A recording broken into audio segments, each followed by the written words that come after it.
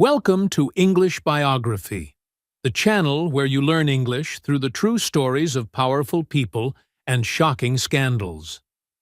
Today, we explore the rise and fall of Lou Pearlman, the music mogul who built boy bands like Backstreet Boys and NSYNC, only to be exposed as a fraudster who stole millions from his artists and investors. From the bright lights of pop music stardom to a life behind bars, Pearlman's story is one of ambition, deception, and betrayal. Let's uncover the truth behind the man who promised fame and delivered scandal. In the 1990s, a man named Lou Pearlman stood behind some of the biggest pop acts in the world: Backstreet Boys, NSYNC, O-Town. But behind the curtain, Lou was orchestrating not just boy bands, but one of the largest Ponzi schemes in American history. This is the story of how one man built an empire on illusion, and how it all came crashing down. Chapter 1. Early Life and Obsession with Wealth. Born in 1954 in Flushing, Queens, Lou Pearlman was raised in a working-class Jewish family. His father owned a dry-cleaning shop. But Lou wasn't satisfied with a modest life. Inspired by his famous cousin, Art Garfunkel, Lou became obsessed with wealth and celebrity. He dreamed of running companies, flying private jets, and managing stars. Even as a teenager, Lou created business plans and talked his way into exclusive circles. He studied accounting at Queens College, but his ambitions were far bigger than his education. Chapter 2. The Blimp Business. Lou's first real venture was in aviation, or at least it appeared that way. He created Airship International, a company leasing blimps for advertising. He claimed major clients like McDonald's and MetLife. But it was all smoke and mirrors. One of his blimps even crashed.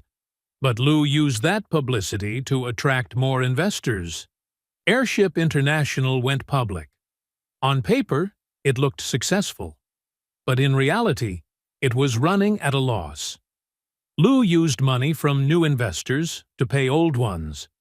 An early sign of the Ponzi scheme blueprint he'd later perfect. Chapter 3. Building the Backstreet Boys. In 1993, Lou noticed the success of New Kids on the Block and decided to form his own boy band. He hosted auditions in Orlando and assembled a 5-member group, the Backstreet Boys. He paid for vocal lessons, rehearsals, and music videos. The group exploded in Europe first, then conquered America. Their fame skyrocketed. Lou was hailed as a genius manager, but behind the scenes, the boys were barely making money. Lou had signed them into contracts where he collected profits as their manager, producer, and label owner. Chapter 4. NSYNC and the Expansion. Next, Lou created NSYNC, another pop group modeled after the Backstreet Boys. Featuring Justin Timberlake and J.C. Chases, NSYNC became even bigger. Their 2000 album No Strings Attached broke sales records. But NSYNC discovered Lou was managing both groups and cheating both. They sued him, just as the Backstreet Boys had. Lou had built his pop empire on contracts that funneled money to himself, not the artists. Chapter 5. Reality TV and O-Town. Lou launched a TV show called Making the Band. It was the first show of its kind and produced a new group, O-Town.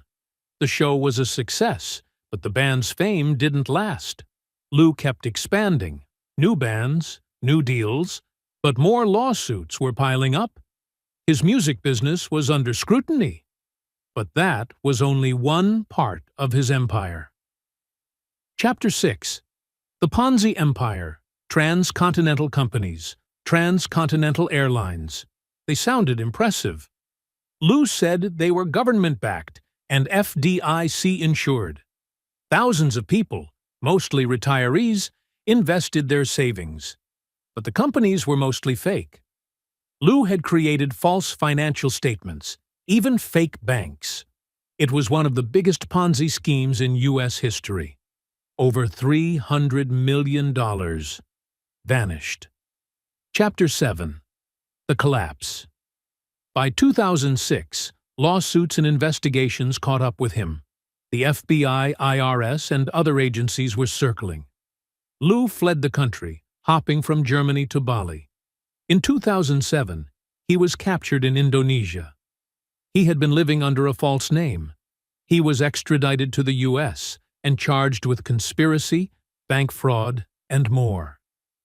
Chapter 8. Prison Time. Lou pleaded guilty. In 2008, he was sentenced to 25 years in federal prison.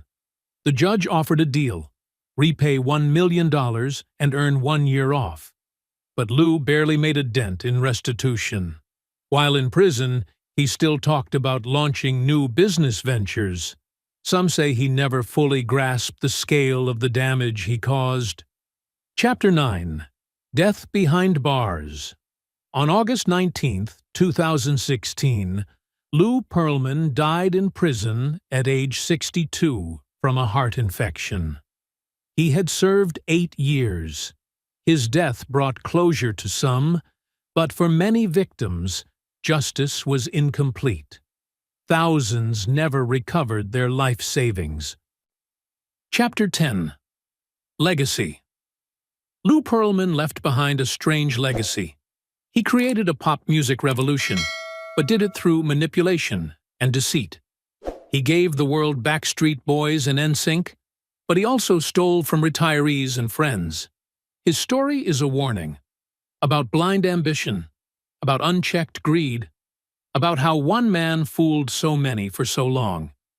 Outro.